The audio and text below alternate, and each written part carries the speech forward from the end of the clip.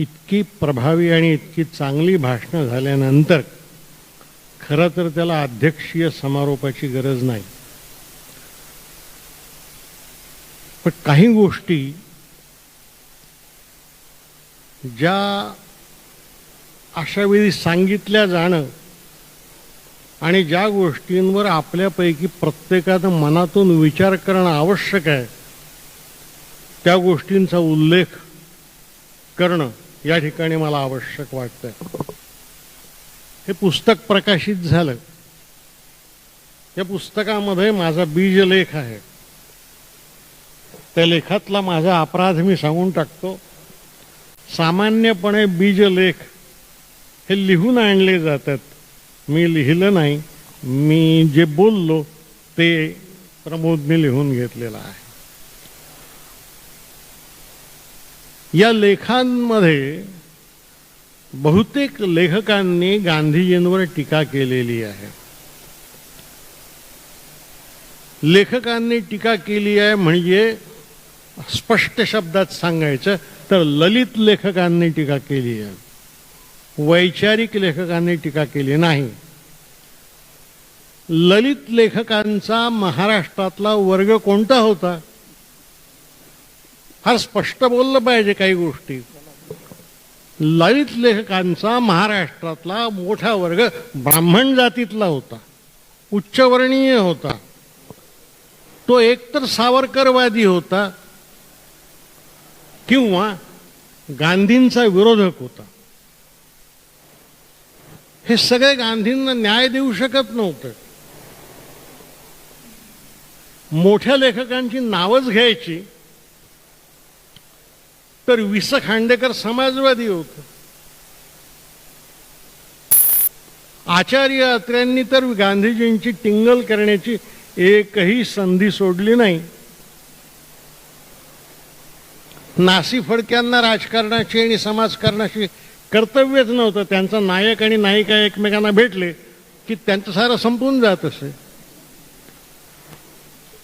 बाकी कोण होतं? आमचे माडखोलकर, ते कम्युनिस्ट होते तुमचे. हो, आता यांच्याकडून गांधीजींना न्याय कसा मिळेल? महाराष्ट्रामध्ये जो विचारवंतांचा वर्ग आहे, ज्यांचा देवी सरांनी उल्लेख अनेकदा केला, हा विचारवंतांचा वर्ग 4 कळपात विभागलेला आहे. एक मार्क्सवादी, त्याच्यातच समाजवादी सामावतात. दुसरा खुद्द गांधीवादी. तिसरा आंबेडकरवादी. ह्यातले बहुसंख्य वर्ग एक गांधीवाद्यांचा सोडला तर गांधींचे विरोधकच होते. मार्क्सवाद्यांना गांधी चालत नव्हता. समाजवाद्यांच्या समाजवादात जेवढा गांधी बसत होता तेवढा चालत होता, बाकीचा चालत नव्हता. आंबेडकरवाद्यांना तर गांधींचं नाव उच्चारणं हे सुद्धा हा धर्मद्रोह एकेकाळी वाटत होता. आणि गांधीवाद्यांची अडचण अशी होती की जिचा उल्लेख देवी सरांनी फार वेगळ्या भाषेत केला. हे गांधीवादी जे आहेत ना, यांनी गांधींचा चरखा घेतला, सुतकताई घेतली आणि गांधींचं खरं कार्य ते विसरूनच गेले. गांधींचं खरं कार्य या देशातलं हे आहे की गांधींच्या नेतृत्वात या देशामध्ये जेवढा लोक लढा उभा राहिला तेवढा जगाच्या इतिहासात कुठेही राहिला नाही. तो या देशात राहिला. गांधीवाद्यांच्या इतिहासात लोक लढा नाही, कारण सगळ्या गांधीवाद्यांनी गांधीजींच्याकडे विनोबांच्या चष्म्यातून पाहिलं. गांधी लढावादी होते, संघर्षवादी होते. विनोबांच्या आयुष्यात संघर्ष कुठे? विनोबा समन्वयाचे पुढारी होते. तेव्हा गांधीवाद्यांनीही तुम्हाला आणि मला खरा गांधी सांगितला नाही. या चारही विचारवंतांनी आपल्याला गांधीवादी सांगितला नाही. मग सांगणारेच जर असे असतील तर मग अशी पुस्तकं काढावीच लागणार. आणि प्रमोद, हे कार्य संपलं नाही, करत राहा. हे संपत नाही कार्य. याचं कारण असं आहे की खोटं सांगणाऱ्यांची संख्या फार मोठी आहे, चुकीचं सांगणाऱ्यांची संख्या फार मोठी आहे, विषाक्त मन फार मोठी आहेत, अमृत पेरणारे फार थोडे आहेत. असे अमृत पेरणारे असावे लागतात. ते थोडे असले तरी परिणामकारक असतात. हे या पुस्तकाच्या संदर्भात मी सांगतो. दुसरा अभिव्यक्ती स्वातंत्र्याचा विषय आहे. स्वातंत्र्य हा लोकशाहीचा प्राण आहे आणि अभिव्यक्ती हा स्वातंत्र्याचाही मूल्यगर्भाचा भाग आहे. मला माझं मन व्यक्त करता येत नसेल तर कसलं स्वातंत्र्य आणि कसली लोकशाही. आणि कृपा करून एक गोष्ट लक्षात घ्या, तुमच्या आणि माझ्या मनाच्या स्वातंत्र्यावर केवळ सत्ताच नियंत्रण आणत नाही, आपल्या मनावर नियंत्रण आणणाऱ्या गोष्टी खूप आहेत. त्यातली पहिली गोष्ट, पहिली सत्ता धर्मसत्ता आहे. फार स्पष्टपणे समजून घेतल्या पाहिजे. पहिली सत्ता धर्मसत्ता आहे. मी उदाहरण सांगतो. 4थ्या शतकामध्ये तेव्हाच्या पोपनी हे सांगितलं की स्वतंत्र विचार करणारी स्त्री ही चेटकीण आहे आणि प्रत्येक चेटकीण ही वध्य आहे. म्हणून तशा स्त्रिया ज्या स्वतंत्र विचार करतात त्या मारल्या पाहिजेत. युरोपच्या इतिहासामध्ये 50 लाख स्त्रिया जाळल्या गेल्या आणि मारल्या गेल्या. धर्मसत्तेचा, अभिव्यक्ती स्वातंत्र्यावरचा हा अधिकार आपण कधी सांगणार की नाही? ज्या अलीकडच्या लेखिका आहेत ज्यांनी वुदरिंग द हाईट्स या कादंबऱ्या लिहिल्या, ते कशा लिहिल्या? आटाळ्यावर बसून घरातली माणसं झोपली असताना डोक्यावर पांघरून घेऊन आणि हातात मेणबत्ती घेऊन ह्या कादंबऱ्या लिहिल्या. म्हणून त्यांचं साहित्य शिल्लक राहिलं. त्याच्या आधीचं साहित्य नाही आहे. कोणत्या धर्माने स्त्रियांना स्वातंत्र्य दिलं? आपल्याही धर्माने दिलं नाही. आपण आपल्या धर्मातल्या विद्वान स्त्रियांची नावं सांगा म्हटलं तर गार्गेयी, मैत्री अशी 2-3 नावं सांगून आपली बोट राहतात शिल्लक. धर्मांनी स्वातंत्र्य दिलं नाही, जातींनीही स्वातंत्र्य दिलं नाही. आपल्या जातीला पोषक असेल ते लिहा, आपल्या जातीला पोषक नसेल तर लिहू नका. कसले आपले राजकीय पक्ष? तुम्ही एक राजकीय पक्ष उचला आणि त्याच्याकडे जरा डोळसपणे पहा. तुम्हाला असं लक्षात येईल की हा पक्ष नाही, जात आहे. एकेका जातीचा पक्ष, 1 किंवा 2 जाती मिळून बनवलेले पक्ष. उत्तरेत जाटांचे पक्ष, तिकडे यादवांचे पक्ष, इकडे मराठ्यांचे पक्ष. आहे काय? वैचारिकता लागते ना पक्ष बनवायला. कुठे आहे वैचारिकता? वैचारिकता नाहीच. का नाही? कारण वैचारिकता पटवून देऊन माणसं गोळा करायला विद्वत्ता लागते. जात पटवायला काही लागत नाही, धर्म सांगायला काही लागत नाही. धर्म संकटात आहे, इस्लाम खतरे में है की झालं, संपलं. पुढे काही बोलायची गरज नसते. तिथं विचार नाही आणि विचार नाही म्हणून अभिव्यक्ती स्वातंत्र्य नाही. म्हणून धर्म अभिव्यक्ती स्वातंत्र्य देत नाही, जात अभिव्यक्ती स्वातंत्र्य देत नाही. समाजाचे नियम सुद्धा असे आहेत की जे तुम्हाला आणि मला नेहमीच अभिव्यक्ती स्वातंत्र्य देत नाहीत. मी जे बोलतो ते न आवडणारे अनेक जण इथं आहेत, अनेक जण इथं आहेत. पण तशांची पर्वा करून जर आपण लिहायचं ठरवलं मग कसलं स्वातंत्र्य आणि कशाची लोकशाही. गणेश देवींनी जे आंदोलन सुरू केलं त्यांनी पदव्या परत केल्या. मी आणीबाणीमध्ये 14 महिने तुरुंगात राहिलो आहे आणि पत्रकार म्हणून राहिलो आहे, सरकारच्या विरोधात लिहितो म्हणून राहिलो आहे. त्यांनी आवाहन केलं, असे कष्ट भोगायची किती जणांची तयारी आहे. गांधी म्हणाला, मुलांनो शाळा सोडा. पोरांनी शाळा सोडल्या. तो म्हणाला, वकिलांनो वकिली सोडा. लोकांनी वकिली सोडली. काहींना तो म्हणाला सरकारी नोकऱ्या सोडा. काही नोकऱ्या सोडल्या. आणि एक दिवस तो म्हणाला, करा किंवा मरा. लोक मरायला तयार झाले.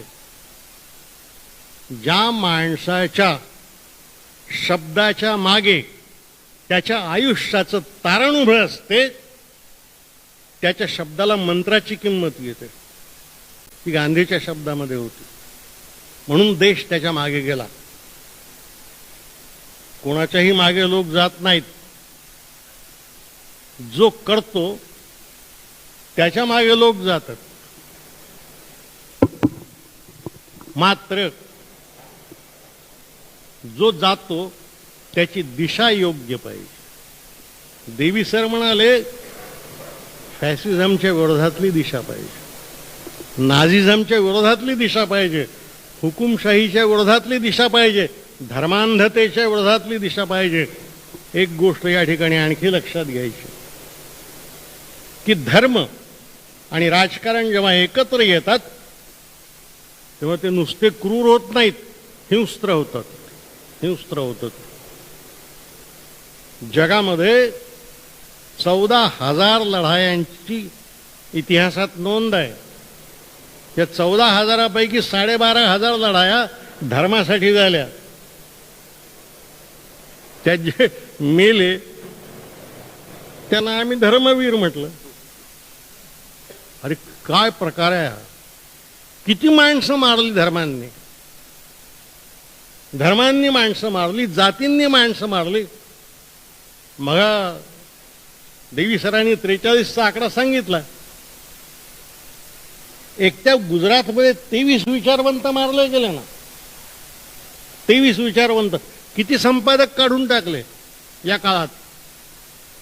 किती संपादकांचं लेखणी थांबवली. किती लेखकांचं लिखाण थांबवलं.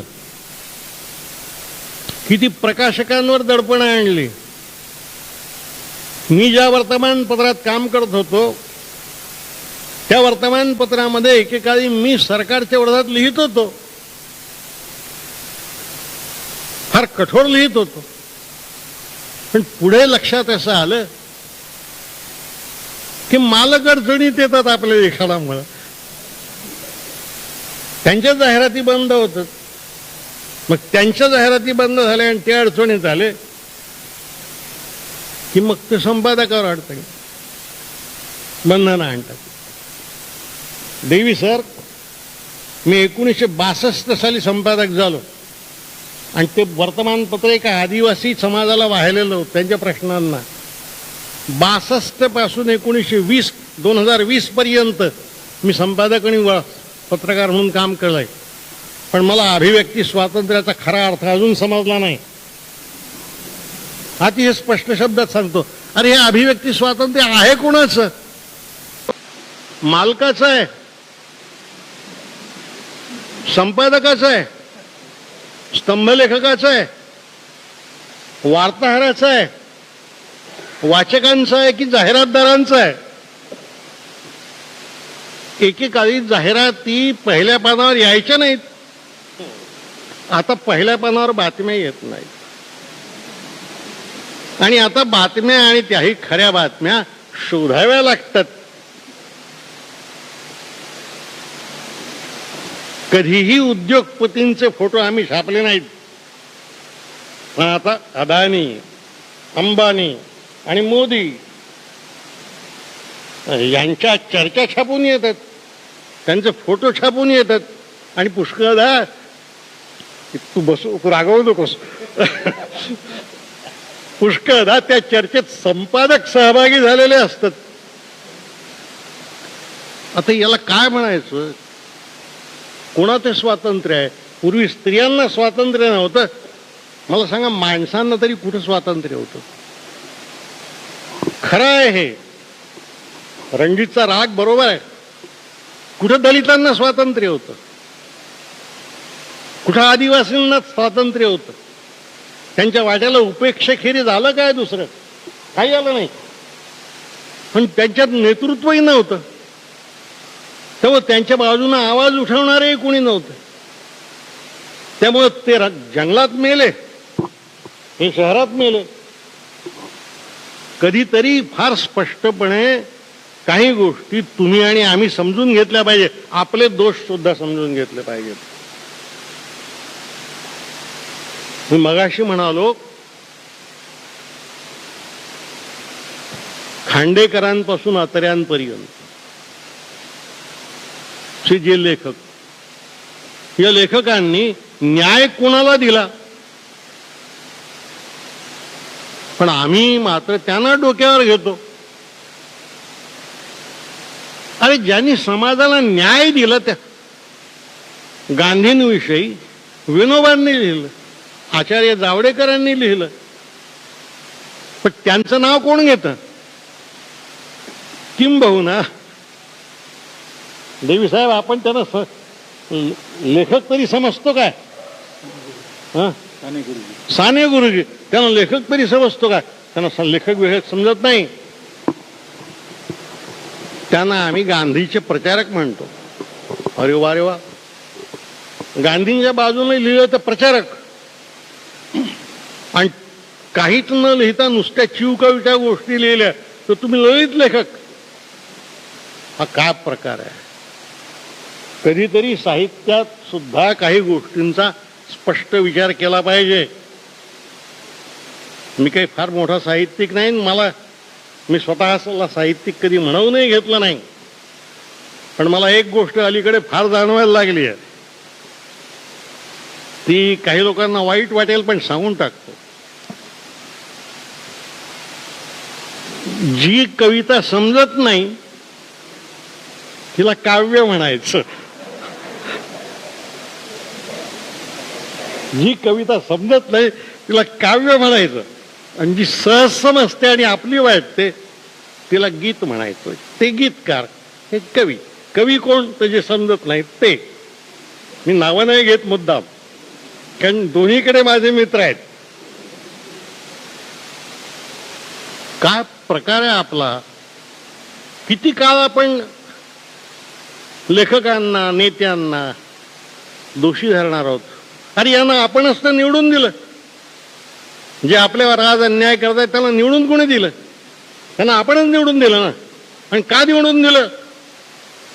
हिंदू बांधव आहेत. धर्म खतरे में है. अरे कसला खतऱ्यात आहे? ज्या धर्माच्या ची लोक सदस्य संख्या 100 कोटीच्या आसपास असते, तो खतऱ्यात कसा असतो? धर्म खतरेत नसतो.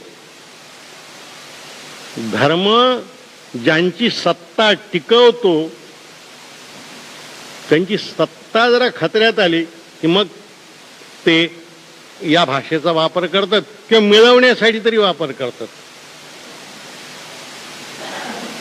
का आपण या देशामध्ये संशोधकांची नावं घेत नाही? आपल्याच देश सोडा, जगात सॉक्रेटिसचा पुतळा नाही, प्लेटो अरिस्टॉटलचे पुतळे नाहीत, पण धर्मगुरूंची मंदिर आहेत. कारण त्यांनी अंधश्रद्धा शिकवल्या, आणि अंधश्रद्धा आपल्याला आवडतात. का आवडतात? कारण विचार न करता समजतात. सॉक्रेटिस, प्लेटो विचार करून समजून घ्यावा लागतो, आणि तेवढा त्रास डोक्याला देण्याची वेळ कोणाजवळ आहे आपल्याकडे? तेवढा त्रास आपण देत नाही, मेले ते. म्हणून धर्मांनी, जातींनी, ज्या ज्या गोष्टींनी माणसामध्ये भेद निर्माण केले, त्या सगळ्या गोष्टी याला कारणीभूत आहेत. अभिव्यक्ती स्वातंत्र्य जाण्याला अमेरिकेमधल्या, युरोपातल्या स्त्रिया आत्ता मी टू आंदोलन करायला लागल्या, माझ्यावरही बलात्कार झाला होता असं सांगत त्या पुढे आल्या. युरोपात अजून झालं नाही. भारताच्या इतिहासात तर ते कधीही होणार नाही. ते कधीही होणार नाही. त्याचं कारण असं की पती परमेश्वर आहे ना.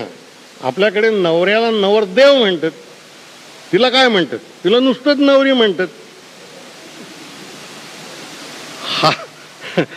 हा जो आपला अभिव्यक्तीचा व्यभिचार आहे,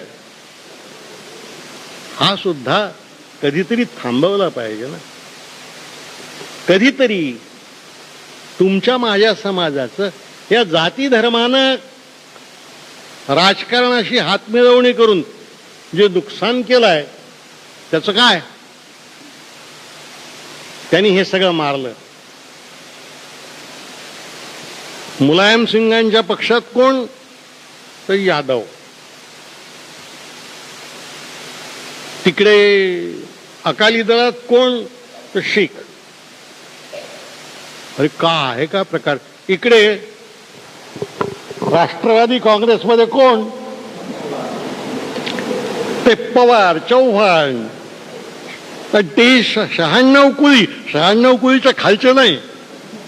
अरे काय प्रकार आहे हा? एकेकाळी संघामध्ये ब्राह्मणांना जायचं होतं, पण त्यांच्या लक्षात आलं की नाही, असं टिकत नाही, म्हणून मग ते आता इतरांनाही येऊ द्यायला लागले.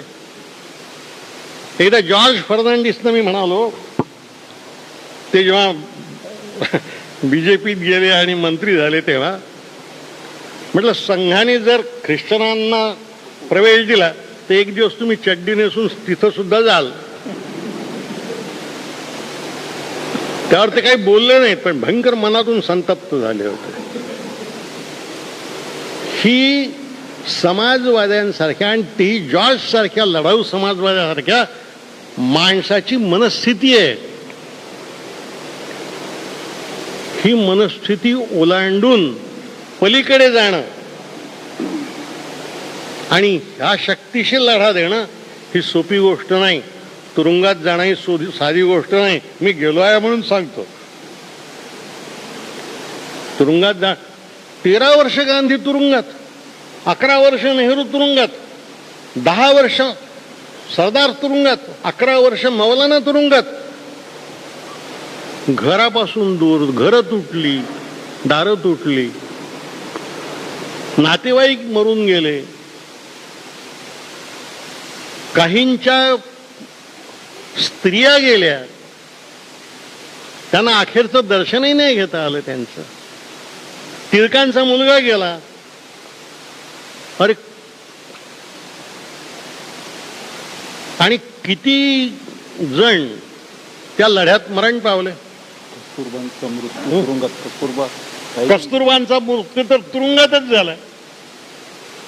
मी त्यांची समाधी पाहून आलो, दर्शन घेऊन आलो, आणि तिथून पाऊल निघत नव्हतं. इतकी ताकद कस्तुरबाच्या त्या समाधीमध्ये आणि त्या आत्मयज्ञामध्ये तिच्या होती. कसं जगली असतील ही माणसं? तुम्ही स्वातंत्र्य संग्राम सैनिकांच्या याद्या जरा वाचून पहा. रिक्षेवाले, टांगेवाले, सूड गाड्या विकणारे, शाळेत न गेलेले, न शिकलेले, अशाच माणसांच्या याद्या दिसतात. तुमच्या माझ्यासारख्यांच्या याद्या दिसत नाहीत. कधीतरी हा समाजच या सगळ्या विषमतेच्या विरुद्ध आणि या अन्यायाच्या विरुद्ध आणि या भेदाभेदाच्या विरुद्ध एकत्र आला पाहिजे. म्हणजे मग हुकुमशहांना त्यांचे दिवस दाखवता येतात. हिटलर मग आत्महत्या का करतो? मुसोलिनी रस्त्यात मारला जातो आणि त्याचं प्रेत तुडवलं जाते. का तुडवलं जाते? कारण लोक संघटित झाले असतात पलीकडे. आपलं दुर्दैव असं आहे की आपणच संघटित नाहीत. आपणच संघटित नाहीत.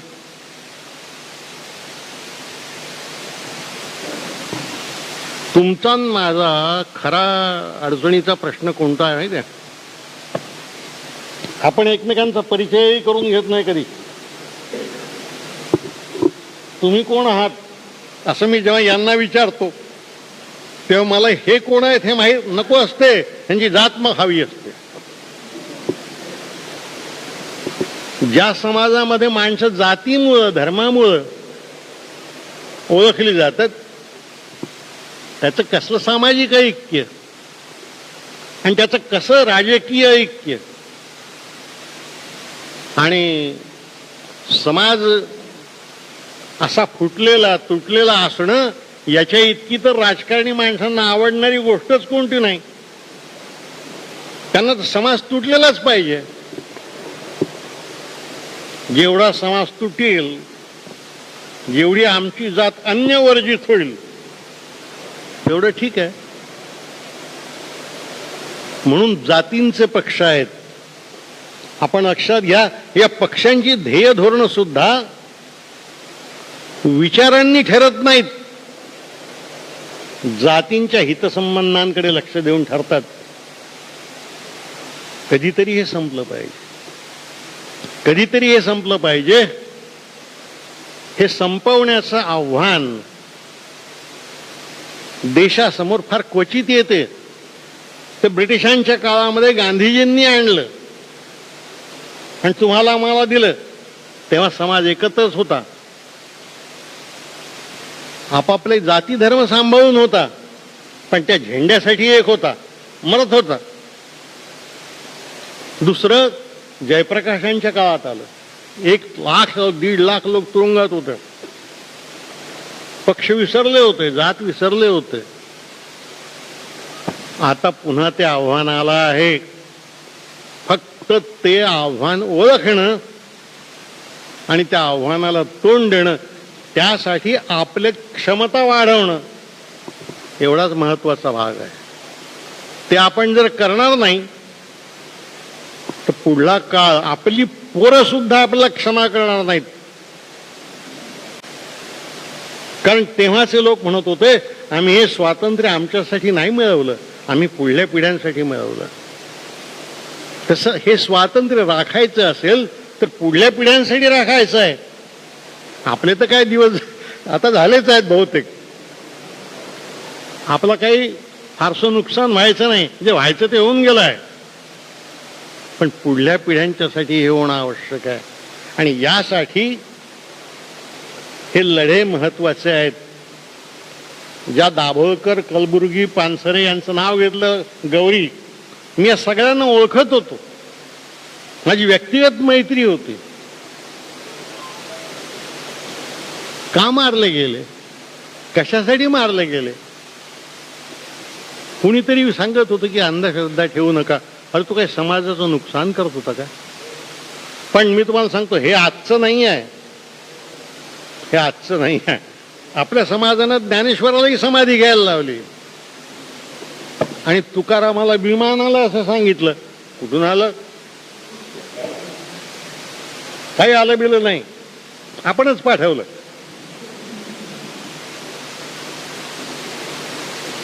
देवी सरांनी विचारलं की दाभोळकरांचे पानसऱ्यांचे गुन्हेगार मोकळे आहेत, सापडत नाहीत.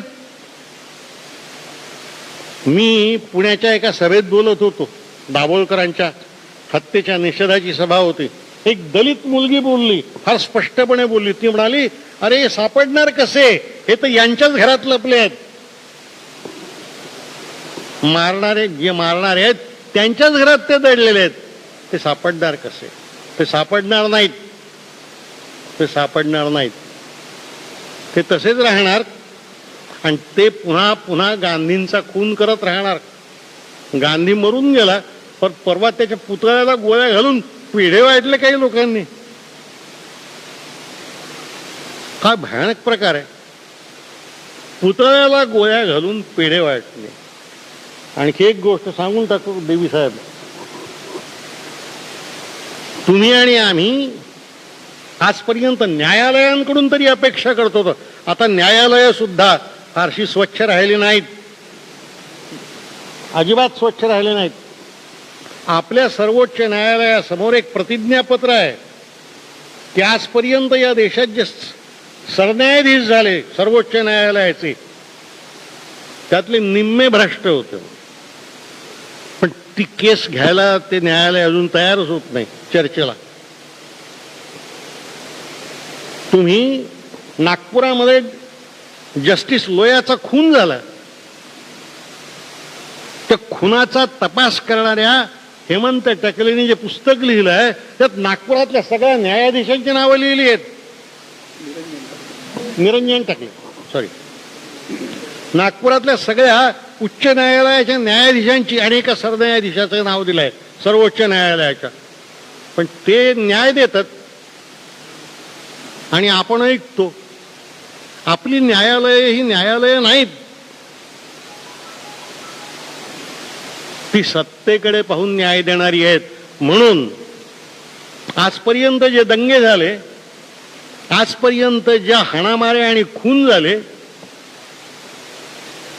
त्यातले हिंदू मतवादी निरपराध सुटले. मालेगाव सुटले. नुसते सुटले नाही, लोकसभेत गेले. समझोता एक्सप्रेस 76 माणसं मिळली. तो रिइन्स्टेट झाला पुन्हा लष्करात. आपल्या गुजरातेत 2000 मुसलमान मारले गेले, काही झालं नाही, कोणाला अटक झाली नाही. उलट तो खटला ज्याच्या समोर चालला होता त्याला बढती मिळाल्याबरोबर त्यांनी त्यातला मुख्य आरोपी जो होता तो आता गृहमंत्रीचा आहे देशाचा, त्याला निर्दोष सोडून दिलं. हा न्याय, असली न्याय व्यवस्था ती कोणाला न्याय देईल? आणि अशा न्याय व्यवस्थेवर विश्वास ठेवून तुम्ही आम्ही कसे जगणार आहोत? मी तुम्हाला एक गोष्ट सांगतो. मला एक पुरस्कार राज्यपालाच्या हातून दिला गेला. तेव्हा मी त्या राज्यपालांना म्हणालो की अहो, तुम्ही आम्हाला पुरस्कार कशाला देता? आम्ही तर तुम्हाला शिव्या देणारे लोक आहोत. म्हटलं अडचण अशी आहे की ज्या दिवशी लोकसभेच्या सभासदांनी प्रश्न विचारण्याचे पैसे घेतले त्या दिवशी लोकसभा भ्रष्ट झाली. आणि प्रशासन किती भ्रष्ट आहे आम्ही रोजच कपडे धुतो त्याचे वर्तमानपत्रात. आणि आता न्यायव्यवस्थेची ही अवस्था. अरे, देशाचे 3ही स्तंभ जर बिघडले असतील लोकशाहीचे, तर आमच्याही स्तंभाला थोडीशी सवलत द्या की. ते राज्यपाल इतके हसायला लागले. तुम्ही म्हणता म्हणे असं. म्हटलं हो, सगळेच जर भ्रष्ट व्हायला लागले तर कसं होणार आहे? म्हणून ते भ्रष्ट सोडून द्या. पण ह्या जे लोकशाहीवरचं संकट आलं आहे हे देशावरचं संकट नाही, आपल्यावरचं संकट आहे. तुमच्या माझ्यावरचं संकट आहे. तुमच्या माझ्या पुढल्या सगळ्या पिढ्यांवरचं संकट आहे. मी ज्या चंद्रपुरात राहतो ते जंगलांनी घेरलेलं गाव आहे. मी रोज संध्याकाळी जंगलात फिरायला जात असतो. ती पोरं पोलिसातल्या नोकरीसाठी फार 20-20 किलोमीटरच्या दौडी करत असतात बिचारी. मी त्यांना थांबवून सांगितलं की अरे, ह्या तुम्हाला नोकऱ्या नाही मिळणार. हे तिकडे जे OTC ट्रेंड आहेत त्यांना मिळणार आहेत, तुम्ही कशाला धावता? असं जर असेल तर मित्रहो, संघटित शक्तीचीच गरज आहे. मगाशी देवसरांनी असं म्हटलं की आपण शस्त्रांनी संघटित होऊ शकत नाही. मग गांधींनी काय केलं? गांधींनी हे ओळखलं की या समाजाची सर्वात मोठी शक्ती सहनशक्ती आहे. म्हणून गांधींनी सहनशक्ती संघटित केली. सहनशक्तीचं संघटन म्हणजे सत्याग्रह. माणसं मार खात होती, तुरुंगात जात होती, फासावर जात होती, पण लढत होती. या सहनशक्तीचं, सामान्य माणसांच्या संघटन, याचं नाव सत्याग्रह, याचं नाव आंदोलन. म्हणून निशस्त्र का होईना मित्रो, आपण एकत्र येऊया, कधीतरी एकत्र येऊया आणि खऱ्या भारत मातेची पूजा करूया. खऱ्या भारत मातेची, ती नुसती झेंडा नाचवणारी भारत माता नाही. खऱ्या भारत मातेची पूजा करूया, भूमीची, या जमिनीची, या देशाची आणि या देशातल्या सामान्यातल्या सामान्य माणसांची. त्यांना सहाय्य करायला आपण पुढे येऊया. यासाठी या आंदोलनामध्ये, ते कोणत्याही पक्षाचं असो, मी ते काँग्रेसच्या जेलमध्येच होतो, पण तरी सुद्धा मी सांगतो, तरी सुद्धा या आंदोलनामध्ये आपली सहनशक्ती संघटित करून सहभागी व्हा. एवढंच मी आपल्याला समाजप्रसंगी सांगतो आणि आपली रजा घेतो.